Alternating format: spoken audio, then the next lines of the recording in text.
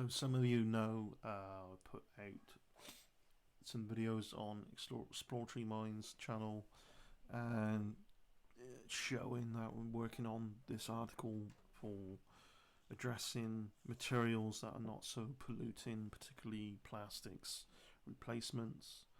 So I found a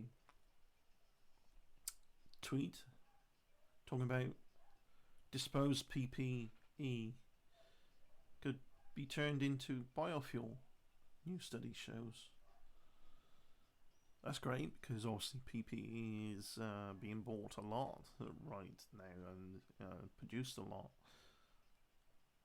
Plastic from used personal protective equipment, PPE, can and should be transformed into renewable liquid fuels, according to new study published in a peer-reviewed Taylor and Francis journal Biofuels. Experts from the University of Petroleum and Energy Studies have suggested a strategy that could help to mitigate the problem of dumped PPE, currently being disposed of at unprecedented levels, unfortunately, due to the pandemic, right? All of these things, we're coming across some really, really good news, like biodegradable printed materials made out of hemp and hempoline, all these metamaterials. But the crucial thing is there needs to be enough money pumped into it and awareness raised of it actually going on, and then, people need to see if they can invest as companies into that. Where can they buy such materials? That's always the core problem with new technologies, I think, is they need the funding. And look at SpaceX and Elon Musk's goal to get people on Mars. It's needed the funding. There was another scientist and space enthusiast, I can't remember his full name, said we'd be on Mars by 2020. It's 2020, and it's political dogma that got in the way of that, and some really stupid things. And I'll write about that even at some point. Like I've said, I've got about 10 different choices of articles we could go, and this is why I slow down. Sometimes I got too much going on, with like a deer in the headlights. Do I say this? Do I choose this? Do I hint at I'll do this? And I just want to get this information out there, because websites like blogging, bloggers. Blogging is a wonderful tool for researchers to the internet itself. Wonderful tool for gathering information. Harness it through a blog, funnel it, and put it out there. But it's no good at all if you're just gathering a lot of garbage and claiming it to be facts. So again, the previous video I said, the who's, the what's, why's, when's and where. You need to research the credibility of your sources of information, the people involved, the credibility of the people involved. How does what's going on match up with what's has been going on and what's about to be going on, and different things.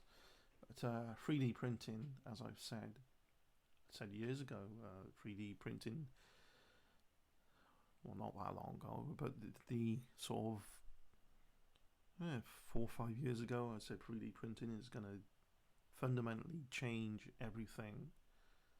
And again, it's very late coming, but there's changes happening. And again, it's due to lack of spreading the right kind of information, the credibility of the right information, and funding. I really think that's the core issue of every single technological leap out there. But when we have a technological ability to print biological tissues, and that's happening now. We do have that ability, and human heart tissue actually printed in a microgravity on the International Space Station, by the way. They have that. This is phenomenal. This is, printing spare parts for the human body. Ultimately, obviously, that's where step by step that technology is looking to go, and it will happen. It will happen. With technology today, technology of yesterday, technology within my lifetime is going to look like magic and sorcery and witchery to somebody in like ancient Roman times or even Victorian times. For the UK, Queen Victoria, or the 1800s, it's going to look like it's a magical trick. What is magic? Well, magic is just a name for something that we have used to say we don't understand, but it's like a miracle or something or other. It's just there are forces at work that are beyond our understanding there, and that's true. That's magic. Forces at work to create a result of something that we only see the result. We don't understand the processes of those forces, how they all fit together. If we don't understand these things too well, how are we gonna have people support them in ways to move things forward? We need to educate the public via the right sources of information so they can realize that, that's how that works. This is not magic, this is science, this is physics, this is biology, and all of the sciences, really. This is why this is possible. Alright. Just my 2 cents. We need platforms out there that Facebook wouldn't do its thing. Massive gathering of people should have been turned into a researcher's platform. But nah, it's just a search engine and an encouragement of people to be addicted to it. Of course, I understand that to a level of business. You want people to buy a product, right? And use your product. And click those habits, so you get commission and so on. The way to go with social platforms that have become unsocial platforms is to turn them into researchers' platforms, while still having the level of social ability about them that doesn't lean towards feeding ego, but it feeds the right thing to do because it's the right thing to do. Not feeding, I want my dopamine hit, so I need to be told I'm special, or I want a system where when I take a selfie,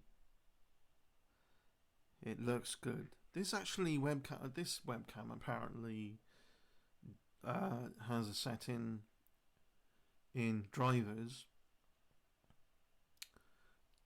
Via Windows, it doesn't work on Linux, to make the user look better. And you get some webcams that the color spectrum isn't quite the same as how the human eye would process it. It shows all these blotches in a contrast way. It's some Sony handycams are like that as well.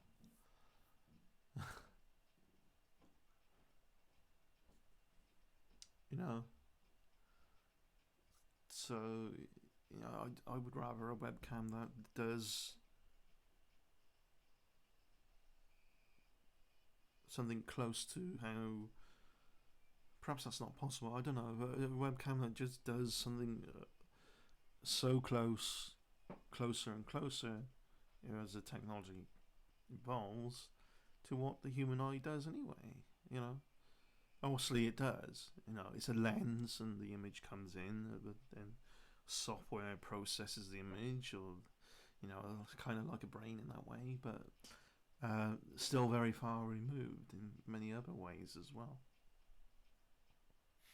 I wouldn't want somebody to look at me and who's been hypnotized to see me as far more pretty, beautiful, handsome, whatever the label is, than I actually am. They would see me for me, or how nature intended you to see me, not augmented in a way that isn't real.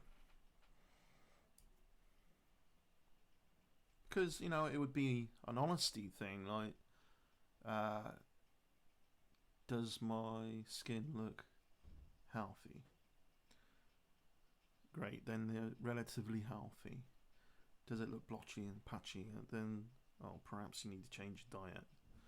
A bit back here, I think during the time that some of you subscribers first found me, I had some health issues, and it was showing up in my skin. That's okay now. That's all right. That's not a problem. It's nothing I couldn't get over. And I have allergies. Further I go back in my younger, hay fever and histamine going too high has caused things like skin issues. There seems to be some tie-in relation with a lot of people who have hay fever tend to have had eczema as well. I had eczema as a child.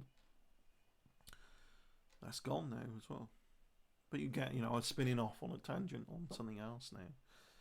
But yeah. Regardless, this is a quick vlog. Again, this is Exploratory Minds, but it's the on the go thinking, random video blogs here and there, and the other channels a little bit more serious like that. Peace. Thanks for watching. I'll look forward to doing another video soon. Have a good day. Cheers.